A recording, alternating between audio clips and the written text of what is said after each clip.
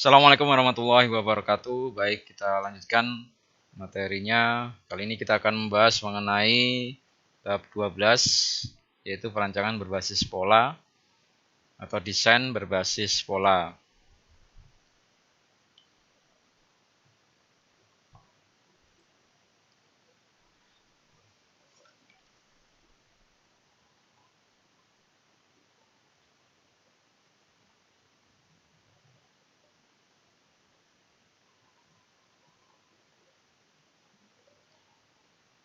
Untuk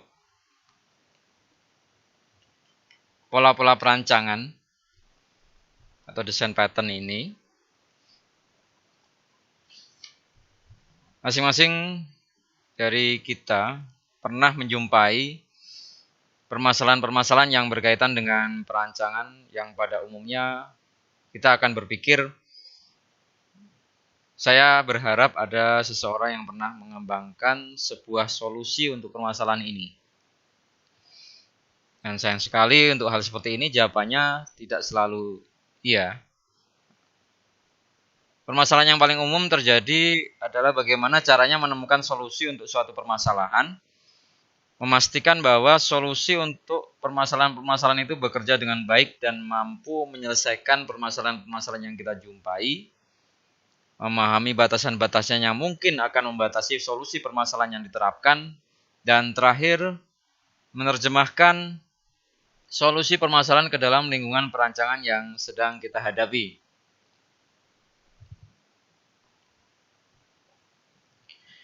Akan tetapi bagaimana jika solusi untuk permasalahan yang kita hadapi telah dirancang dengan cara-cara tertentu sebelumnya? Bagaimana jika ternyata ada suatu cara yang bersifat baku untuk mendeskripsikan permasalahan-permasalahan tertentu, sehingga kita dapat dengan mudah mencari penyelesaian-penyelesaiannya, dan ternyata sesungguhnya telah ada metode terorganisasi yang dapat digunakan untuk merepresentasikan solusi-solusi bagi permasalahan-permasalahan yang sedang kita hadapi saat ini. Ini menyiratkan bahwa permasalahan-permasalahan yang telah dirancang dan telah dideskripsikan menggunakan pola-pola yang bersifat baku, dan solusi-solusi untuk permasalahan-permasalahan itu telah ditemukan di waktu-waktu sebelumnya.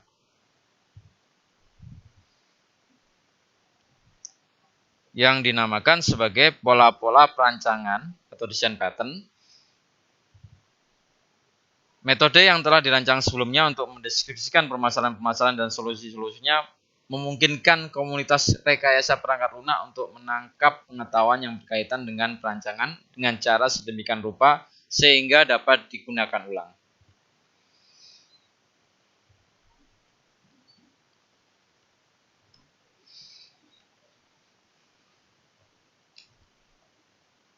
Jadi seorang ahli menyatakan bahwa masing-masing pola pada dasarnya mendeskripsikan suatu permasalahan yang berulang kali terjadi dalam lingkungan kita, dan kemudian mendeskripsikan inti penyelesaian permasalahan itu dengan cara sedemikian rupa sehingga kita bisa menggunakan penyelesaiannya jutaan kali tanpa harus mencarinya dengan cara yang sama berulang-ulang.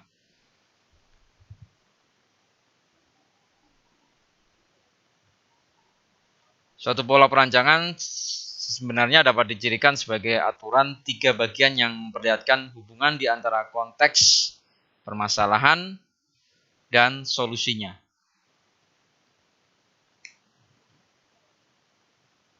Untuk permasalahan konteks, pada dasarnya memungkinkan pembaca untuk memahami lingkungan tempat permasalahan berada dan memahami solusi atas permasalahan yang sesuai dalam lingkungan tersebut. Sejumlah spesifikasi kebutuhan termasuk di dalamnya keterbatasan dan batasan-batasan bersifat sebagai sistem kekuatan yang berimbas pada bagaimana caranya permasalahan-permasalahan dapat ditafsirkan dalam konteksnya dan bagaimana solusi-solusi atas permasalahan-permasalahan itu dapat secara efektif diterapkan.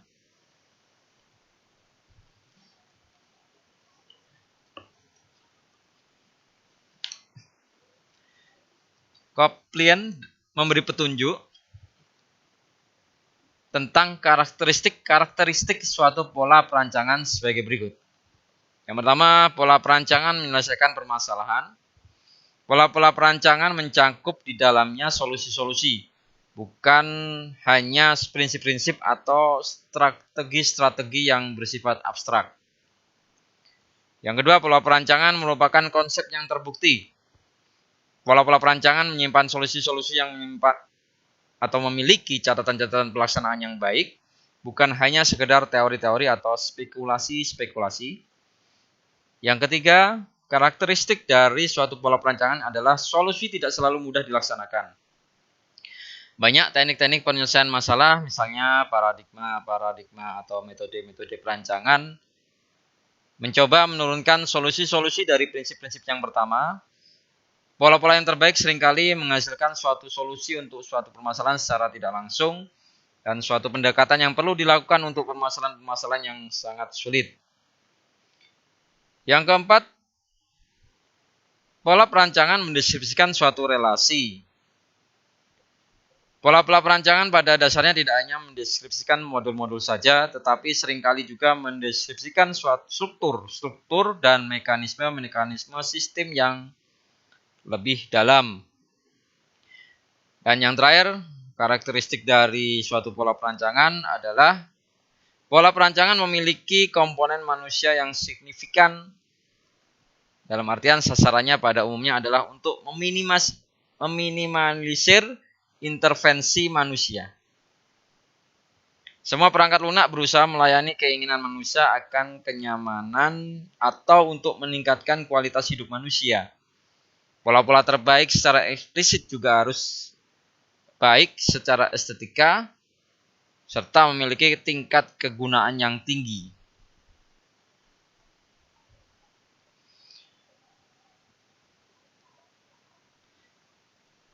Saat pola-pola perancangan perangkat lunak dipertimbangkan, ini jenis-jenis pola, kita harus mengidentifikasi dan mendokumentasikan pola-pola yang menghasilkan sesuatu yang kita bisa mengidentifikasi suatu pola yang mendeskripsikan aspek-aspek penting dan bersifat berulang dari suatu sistem atau perangkat lunak, dan yang menyediakan bagi kita suatu cara untuk mengembangkan aspek-aspek yang ada di dalam sistem, kekuatan yang unik pada konteks yang ada. Dalam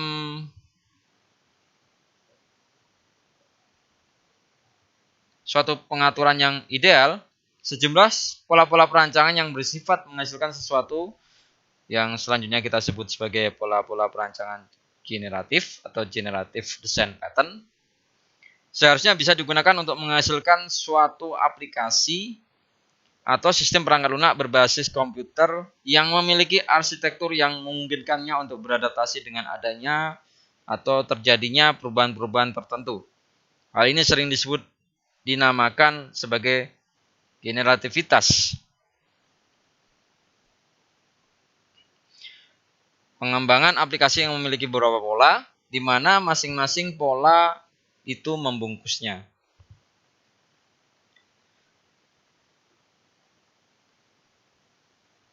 Jadi hal ini sering dinamakan sebagai generativitas.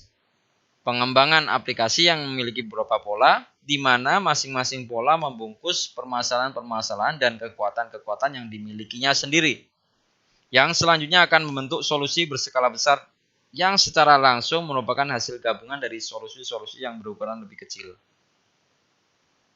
Pola-pola perancangan perangkat lunak seringkali merentang luas di seluruh bagian abstraksi dan aplikasi. Pola-pola arsitektur ini atau pola-pola arsitektural ini mendeskripsikan permasalahan-permasalahan perancangan yang bersifat luas yang pada umumnya dapat diselesaikan menggunakan suatu pendekatan terstruktur.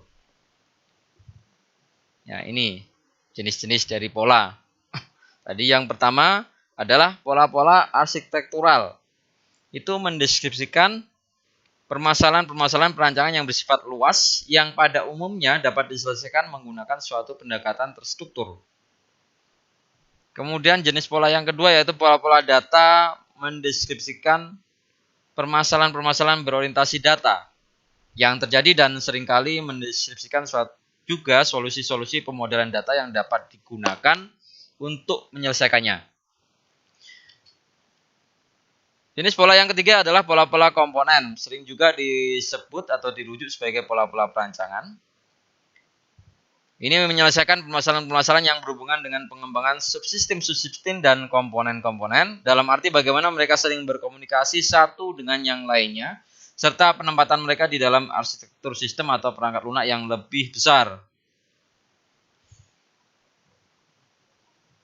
Yang keempat adalah pola-pola perancangan antarmuka, yang seringkali mendeskripsikan permasalahan-permasalahan yang berkaitan dengan antarmuka pengguna yang bersifat umum dan solusi-solusinya dalam batasan sistem kekuatan yang mencakup di dalamnya karakteristik-karakteristik yang bersifat khusus untuk pengguna akhir. Dan yang terakhir adalah pola-pola untuk aplikasi web. Ini menyelesaikan permasalahan-permasalahan yang seringkali dijumpai saat rekayasawan perangkat lunak mengembangkan aplikasi web, dan seringkali menggabungkan banyak pola-pola yang lain yang telah disebutkan sebelumnya.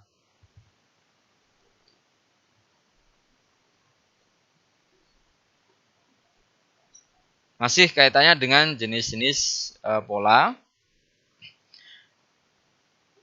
Dalam satu buku yang membahas mengenai pola-pola perancangan, ada seorang alim bernama Gama dan para koleganya itu berfokus pada 3 jenis pola yang relevan untuk perancangan sistem-sistem yang memiliki paradigma berorientasi objek. Pola-pola pembuatan, pola-pola struktural, dan pola-pola perilaku. Jadi saya ulangi, pola-pola pembuatan, pola-pola struktural, dan pola-pola perilaku. Apa yang dimaksud dengan pola-pola pembuatan? Pola-pola pembuatan pada dasarnya berfokus pada pembuatan, komposisi, dan representasi objek-objek. Gama dan para koleganya tadi mengatakan bahwa pola-pola pembuatan pada dasarnya membungkus pengetahuan yang berkaitan langsung dengan kelas-kelas konkret yang digunakan oleh sistem atau perangkat lunak. Namun pada saat yang sama menyembunyikan cara bagaimana objek-objek yang terbentuk dari kelas-kelas dibuat, serta menyembunyikan cara bagaimana objek-objek itu diletakkan secara bersamaan di dalam sebuah arsitektur yang mendasari sistem atau perangkat lunak. Yang kedua, pola-pola struktural sesungguhnya berfokus pada permasalahan-permasalahan dan solusi-solusi dengan cara bagaimana kelas-kelas dan objek diorganisasi dan diintegrasikan untuk membentuk struktur yang lebih besar. Intinya mereka membantu menetapkan hubungan antar entitas di dalam sistem atau perangkat lunak yang sedang dikembangkan. Sebagai contoh, pola-pola struktural yang berfokus pada permasalahan-permasalahan berorientasi kelas mungkin dapat diselesaikan menggunakan mekanisme pewarisan atau inheritance yang memungkinkan rekayasawan perangkat lunak mengembangkan antarmuka program yang lebih efektif. Pola-pola struktural yang berfokus pada objek-objek menyarankan teknik-teknik yang dapat digunakan untuk menggabungkan objek-objek di dalam objek yang lainnya atau mengintegrasikan objek-objek ke dalam struktur yang ukurannya lebih besar. Dan yang terakhir adalah pola-pola perilaku. Pola-pola perilaku ini menyelesaikan permasalahan-permasalahan yang berhubungan dengan pemberian tanggung jawab pada objek-objek dalam arti komunikasi-komunikasi seperti apa yang terjadi di antara suatu objek dengan objek yang lainnya. Kita masuk pada kerangka kerja. Pola-pola sendiri pada dasarnya mungkin tidak terlalu memadai untuk digunakan sebagai sarana pengembangan suatu perancangan perangkat lunak yang bersifat lengkap. Dalam banyak kasus mungkin saja merupakan hal yang perlu untuk menyediakan suatu infrastruktur inti yang bersifat spesifik terhadap implementasi yang dinamakan sebagai kerangka kerja atau framework untuk pekerjaan-pekerjaan yang berkaitan dengan tahapan-tahapan perancangan. Yaitu kita bisa memilih dan menggunakan arsitektur yang berukuran sangat kecil, yang dapat digunakan ulang, yang menyediakan struktur dan perilaku generik untuk abstraksi perangkat lunak sepanjang konteksnya, dan seterusnya ya, yang menspesifikasi kolaborasi dan penggunaan mereka di dalam suatu ranah tertentu menurut seorang ahli. Kerangka kerja sesungguhnya atau framework itu sesungguhnya bukanlah merupakan pola arsitektur sistem atau perangkat lunak, melainkan lebih merupakan suatu kode-kode inti dengan sejumlah titik penerapan atau titik penancapan atau plug point yang memungkinkannya beradaptasi dengan suatu ranah permasalahan yang bersifat spesifik. Titik-titik penancapan ini memungkinkan kita mengintegrasikan kelas-kelas atau fungsionalitas-fungsionalitas yang bersifat spesifik terhadap permasalahan-permasalahan aplikasi di dalam kode-kode inti yang telah kita singgung tadi ya. Dalam konteks berorientasi objek, kerangka kerja sesungguhnya merupakan sejumlah kelas yang saling bekerja sama.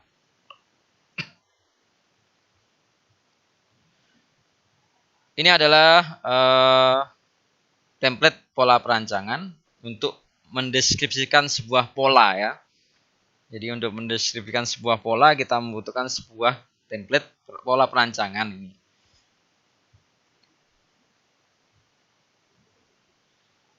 Yang pertama, pattern name atau nama pola. Ini pada dasarnya mendeskripsikan inti dari pola secara ringkas dan seharusnya merupakan berupa nama yang mencerminkan isinya. Yang kedua, permasalahan atau problem. Ini mendeskripsikan permasalahan yang diselesaikan oleh pola. Ketiga, motivasi, menyediakan suatu contoh untuk permasalahan. Konteks, mendeskripsikan lingkungan di mana permasalahan berada termasuk di dalamnya ranah aplikasi. Kekuatan-kekuatan atau force itu mendaftarkan sistem kekuatan yang memiliki akibat di mana permasalahan harus diselesaikan, termasuk di dalamnya keterbatasan-keterbatasan dan batasan-batasan yang harus dipertimbangkan. Solusi, menyediakan deskripsi rinci solusi yang dapat menyelesaikan permasalahan. Sasaran, mendeskripsikan pola dan apa yang ia kerjakan. Kolaborasi, mendeskripsikan bagaimana pola-pola yang lain berkontribusi untuk mendapatkan solusi permasalahan-permasalahan. Konsekuensi, mendeskripsikan pertukaran-pertukaran potensial yang harus dipertimbangkan saat pola diimplementasikan dan konsekuensi-konsekuensi dari digunakannya pola. Implementasi, mengidentifikasi permasalahan-permasalahan khusus yang harus dipertimbangkan saat mengimplementasikan pola. Penggunaan yang diketahui, menyediakan contoh-contoh penggunaan sesungguhnya pola perancangan pada aplikasi-aplikasi yang sesungguhnya. Dan yang terakhir adalah pola-pola yang berhubungan. Ini rujukan silang antar pola perancangan yang berhubungan. Bahasa dan repositori pola. Saat kita menggunakan terminologi bahasa, mungkin yang pertama kali muncul di pikiran kita adalah apakah yang dimaksud adalah bahasa-bahasa alamiah, misalnya Inggris, Spanyol, Cina, Indonesia, atau mungkin bahasa-bahasa pemrograman misalnya C++, atau Java, dan sebagainya. Dalam kedua kasus yang disebutkan tadi, masing-masing bahasa pada umumnya memiliki sintak-sintak dan semantik-semantik yang dapat digunakan untuk mengkomunikasikan ide-ide atau perintah-perintah prosedural secara efektif. Saat terminologi bahasa digunakan dalam konteks pola-pola perancangan, sesungguhnya memiliki makna yang sedikit berbeda. Suatu bahasa pola itu pada dasarnya bersifat melintas terhadap sejumlah pola yang masing-masing dideskripsikan menggunakan pola yang bersifat baku.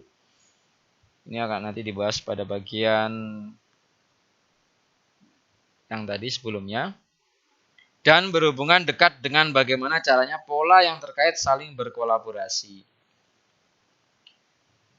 untuk menyelesaikan permasalahan-permasalahan yang sifatnya melintas ranah aplikasi.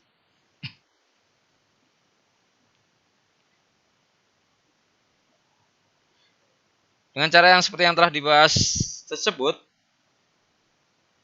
suatu bahasa pola bersifat serupa dengan manual perintah.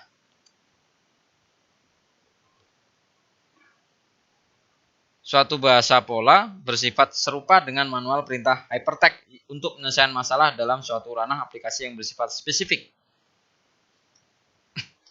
Ranah permasalahan pertama kali dipertimbangkan secara hierarkis, diawali dengan permasalahan-permasalahan perancangan yang bersifat luas, yang berhubungan dengan ranah permasalahan, dan kemudian permasalahan-permasalahan perancangan itu masing-masing seringkali harus diperhalus menjadi permasalahan-permasalahan yang memiliki peringkat-peringkat yang lebih rendah.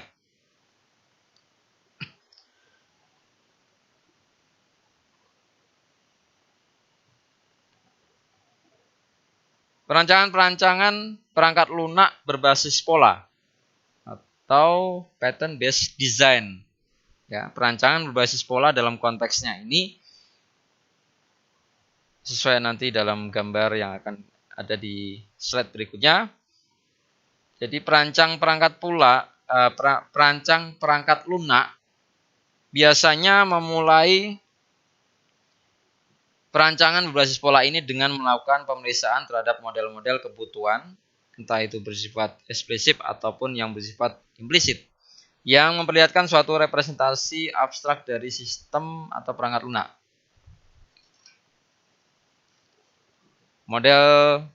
Model kebutuhan ini sesungguhnya mendeskripsikan sejumlah permasalahan, menetapkan konteks, dan mengidentifikasi sistem-sistem kekuatan.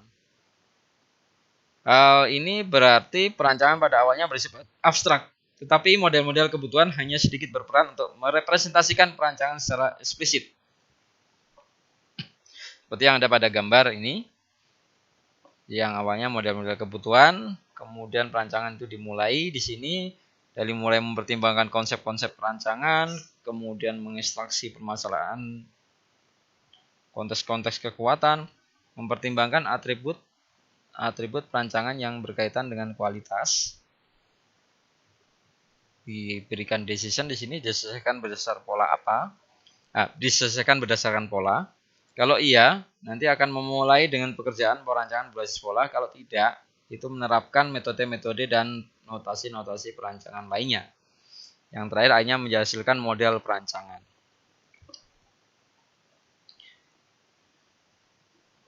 Sekarang kita menuju pada berpikir dalam pola. Berpikir dalam pola-pola ini ya. Seorang ahli bernama Soloway dan Trott itu menyarankan pendekatan sebagai berikut saat kita melakukan perancangan sistem atau perangkat lunak. Yang pertama, 1, pastikan bahwa kita memahami gambaran besarnya, konteks di mana sistem atau perangkat lunak yang akan dikembangkan berada. Model-model kebutuhan yang telah dibuat sebelumnya seharusnya mengkomunikasikan hal ini pada kita. Kedua, periksa gambaran besar, ekstraksi pola-pola yang ada pada peringkat abstraksi saat ini. Ketiga, kita bisa memulai perancangan kita dengan pola-pola gambaran besar yang menentukan suatu konteks atau kode-kode inti, skeleton, untuk pekerjaan perancangan selanjutnya. Yang keempat, bergeraklah ke dalam konteks. Yang hal ini berarti kita harus melakukan pencarian pola-pola pada perangkat abstraksi yang lebih bawah atau lebih rendah yang memiliki kontribusi langsung pada perancangan. 5. Ulangi langkah 1 hingga 4 sampai perancangan yang bersifat lengkap dihasilkan. Dan yang terakhir ke-6, perhalus perancangan dengan mengadaptasikan masing-masing pola pada spesifikasi perangkat lunak yang akan coba kita kembangkan. Tugas-tugas perancangan ada beberapa, ada 8 ya. Pekerjaan-pekerjaan perancangan berikut ini biasa diterapkan pada saat filosofi perancangan berbasis pola digunakan untuk melakukan perancangan sistem atau perangkat lunak. Yang pertama, memeriksa model-model kebutuhan dan mengembangkan sebuah hierarki permasalahan. Menentukan apakah bahasa pola yang dapat diandalkan sebelumnya telah dikembangkan untuk ranah permasalahan yang digunakan. Memulai dengan permasalahan yang bersifat meluas atau yang berada pada peringkat yang lebih tinggi. Kemudian menentukan apakah satu atau lebih pola arsitektural tersedia untuk itu. Keempat, menggunakan kolaborasi-kolaborasi yang tersedia untuk pola-pola arsitektural. Periksa permasalahan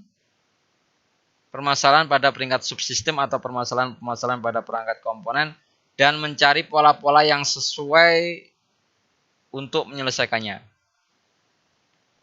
Kelima, ulangi langkah 2 sampai dengan 5 hingga semua masalah yang bersifat meluas telah diselesaikan. Keenam, jika masalah perancangan antarmuka pengguna telah diselesaikan, ini selalu menjadi masalah biasanya. Carilah repositori pola perancangan antarmuka untuk banyak pengguna untuk mendapatkan pola-pola yang tepat. 7. Apapun peringkat abstraksinya, jika suatu bahasa pola dan atau repositori pola atau pola-pola individual memperlihatkan sesuatu yang menjanjikan, bandingkan permasalahan yang akan diselesaikan terhadap pola-pola yang sudah ada sebelumnya. Yang terakhir, pastikan untuk melakukan penghalusan perancangan saat perancangan itu dihasilkan dari pola-pola menggunakan kriteria kualitas perancangan sebagai panduan. Ini adalah contoh dari tabel pengorganisasian pola. Di sini ada data konten, arsitektur, komponen level, user interface, problem statement-nya di sini semua. Kemudian kaitannya dengan ada database, aplikasi, dan implementasi serta infrastruktur. Nanti pemetanya di bagian mana, problem statement-nya misalnya untuk data konten, database di sini nanti, dan seterusnya. Ini seperti ini. 12.2 ini ya. Jadi tabel pengorganisasian pola dapat diimplementasikan sebagai model lembar kerja atau spreadsheet menggunakan formulir yang ada pada gambar ini ya. Suatu daftar singkatan dari pernyataan-pernyataan permasalahan biasanya diorganisasi berdasarkan data atau isi atau data konten ini ya. Kemudian arsitektur, peringkat komponen, dan permasalahan-permasalahan antar muka pengguna itu direpresentasikan di dalam kolom yang ada di sebelah kiri ini, terarsir ini. 4 jenis pola, ini database, basis data, aplikasi, implementasi, dan infrastruktur. Ada di sebelah kiri terakhir, ya, ada di sebelah paling atas, didaftarkan pada baris yang paling atas. Nama-nama pola kandidat dituliskan pada sel-sel tabel itu ya, pola-polanya di sini. Oh, ini pola.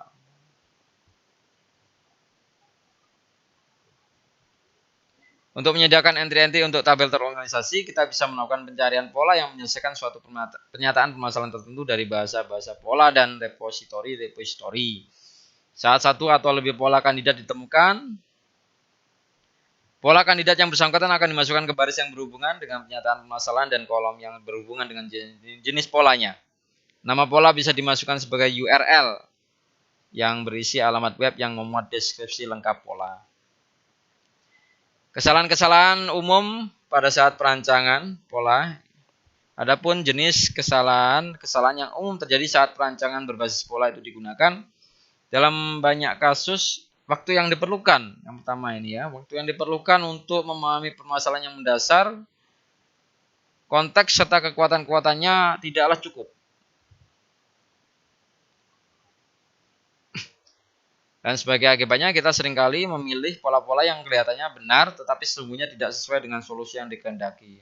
Sekali pola yang salah terpilih, yang kedua ini, kita seringkali akan melihat dan menjumpai kesalahan-kesalahan. Dalam kasus yang lain, ketiga, permasalahan memiliki kekuatan-kekuatan yang tidak dipertimbangkan dengan baik oleh pola yang kita pilih. Yang hal ini menghasilkan penyelesaian atau solusi yang lemah atau tidak sesuai. Kadang-kadang suatu pola yang diterapkan juga terlalu bersifat umum dan membutuhkan adaptasi terhadap ruang permasalahan kita sehingga tidak bisa diimplementasikan. Dapatkah kesalahan-kesalahan ini dihilangkan dalam banyak kasus? Jawabannya adalah iya. Setiap perangkat lunak yang baik pada dasarnya akan mencari pilihan kedua dan mengizinkan peninjauan ulang atas apa yang telah dia lakukan ya. Baik, mungkin hanya ini bisa saya sampaikan pada kesempatan kali ini. Jika ada yang ingin ditanyakan atau didiskusikan bisa melalui forum pada e-learning. Saya terima kasih atas perhatiannya. Saya Eri. Wallahu muwaffiq ila aqwamit thoriq. Wassalamualaikum warahmatullahi wabarakatuh.